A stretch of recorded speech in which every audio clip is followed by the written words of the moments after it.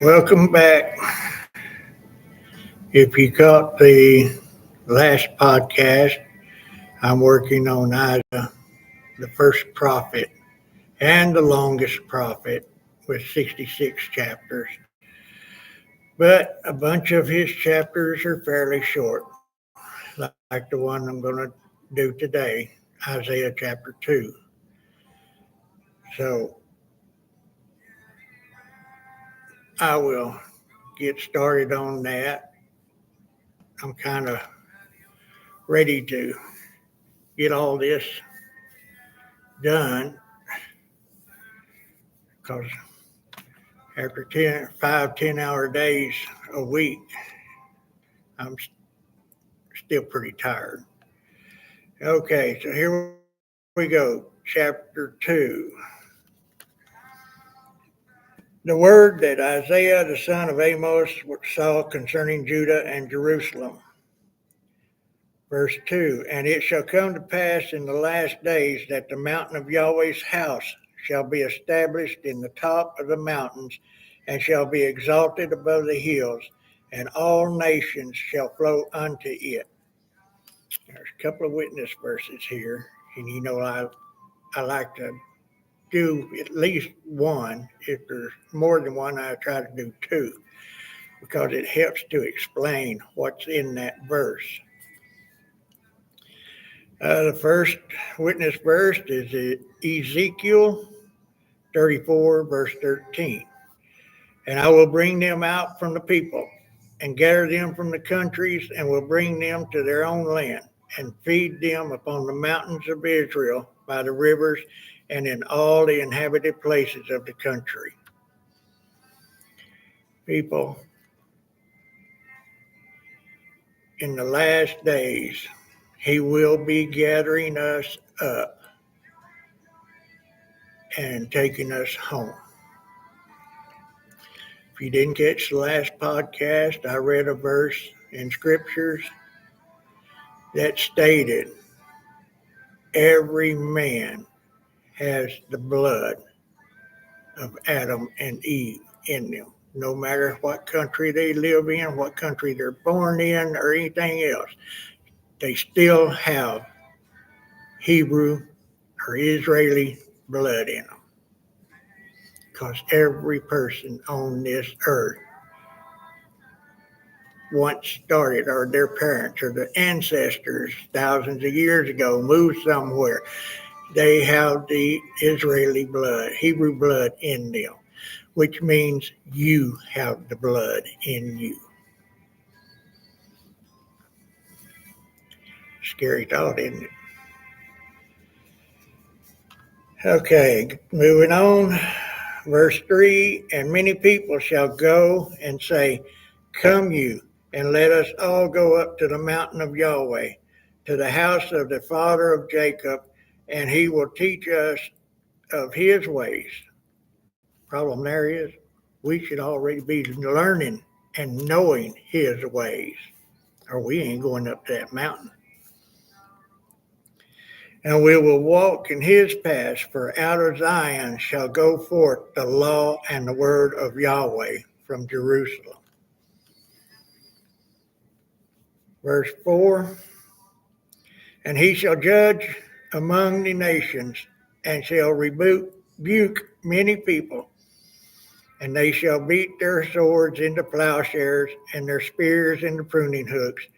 Nation shall not lift up sword against nation, neither shall they learn war anymore. Don't you wish that was going on right now? I do. Although I'm beyond the age that they even want me. Israel don't want me. I'm over 70, and their retirement age is 70. That's it. You can't go no farther anywhere else. The witness verse on that one is Joel chapter 3, verse 10. Beat your plowshares into swords, and your pruning hooks into spears. Let the weak say, I am strong. Now that's just backwards from what that is. But that Joel chapter 3, verse 10 was from many years before this, where you quit farming and you became a warrior. And now you're going back to being a farmer again.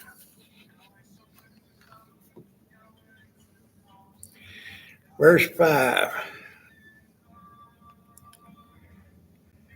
O house of Jacob, come you and let us walk in the light of Yahweh.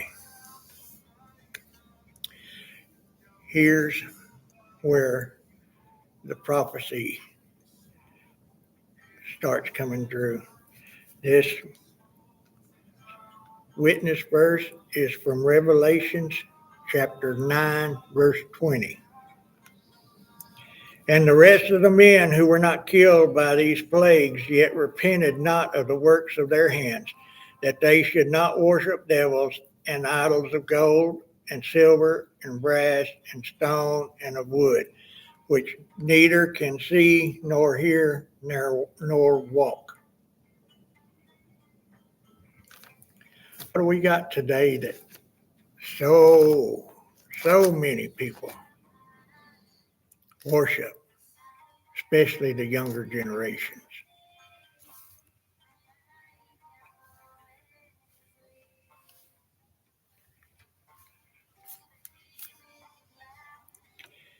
And adults do. Cars. They got to have such and such for a car.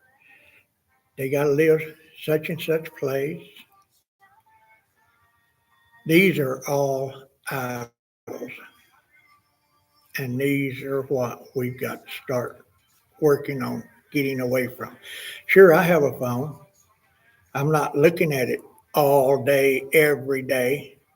It's always in my back pocket playing my Hebrew music. I listen to it all day at work.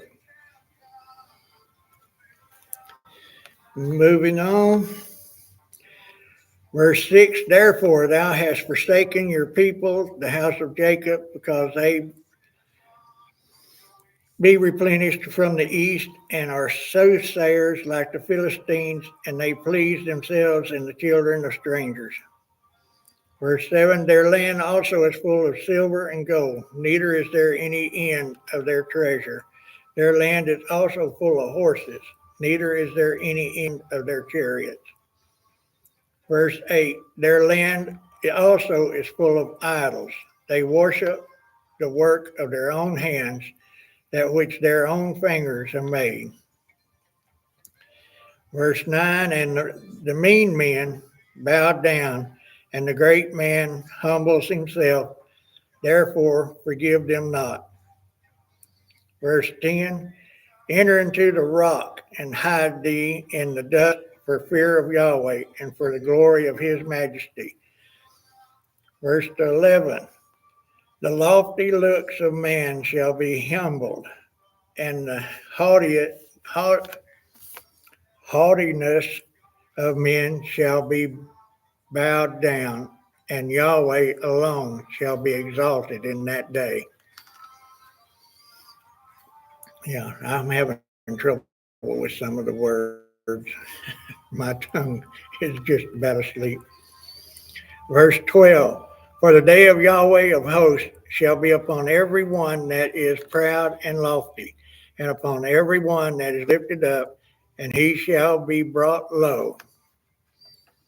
Witness verse to that one can be found in Jeremiah chapter 46, verse 10. For this is the day of my sovereign Yahweh of hosts, a day of vengeance, that he may avenge him of his adversaries, and the sword shall be devoured, and it shall be satiate and made drunk with their blood. For my sovereign Yahweh of hosts has a sacrifice in the north country by the river Euphrates.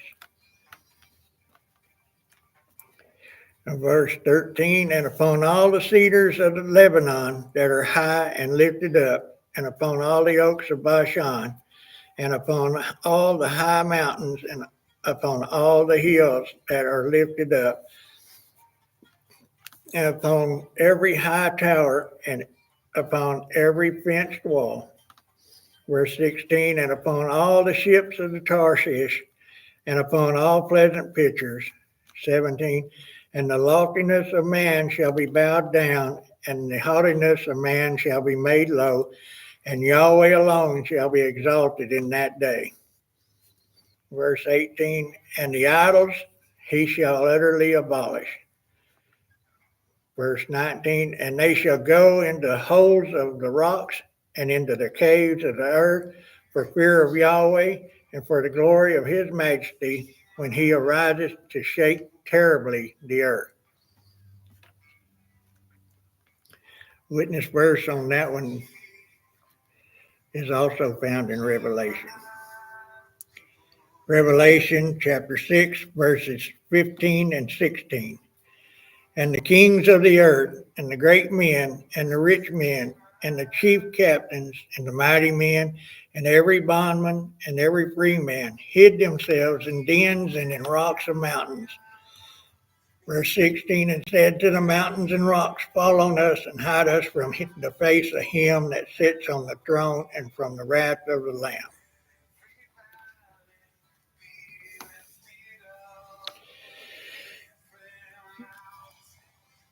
Verse 20, in that day a man shall cast his idols of silver and his idols of gold, which they made each one for himself to worship, to the moles and to the bats.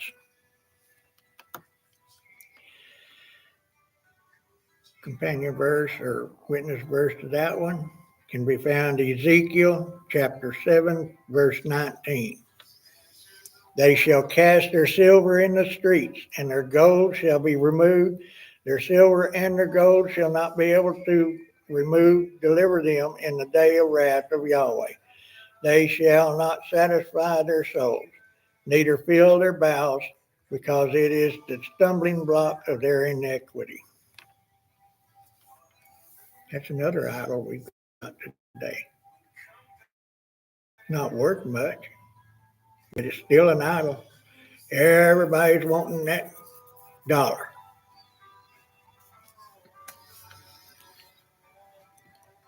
And going back up to verse 12, the note down in the bottom of my page, for the day of Yahweh host shall be upon every one that is good, proud, and lofty, and every one that is lifted up, and he shall be brought low. The note at the bottom says, Day of Yahweh. This passage is a warning of the coming destruction during the day of Yahweh's vengeance, also known as the Day of Yahweh or the Day of the Lord. This depicts the return of Yahshua the Messiah. You know, he's the one that's going to be coming back at the end of time through a bunch of clouds. For additional information on the Day of Yahweh, you can see Isaiah 13, verses 9 through 11, Jeremiah 46, verse 10, which is one I read for you, Ezekiel 13:5, Joel chapter 1, verse 15, chapter 2, verse 11, Amos chapter 5, verse 18, Zephaniah chapter 1, verses 14 through 23, and there's so many of them, I'm just stopped there. And they shall go into the holes of the rocks, referenced also in Revelations chapter 6, verses 16 through 17. Verse 21, to go into the clefts of the rocks and into the tops of the ragged rocks for the fear of Yahweh and for the glory of his majesty when he arises to shake terribly the earth. Verse 22, cease you from man, whose breath is in his nostrils, for wherein he is to be accounted for. That's chapter 2, verse 22, in the end of Isaiah chapter 2. See, some of these are going to be short. I'm trying to keep them all under 15 minutes if possible.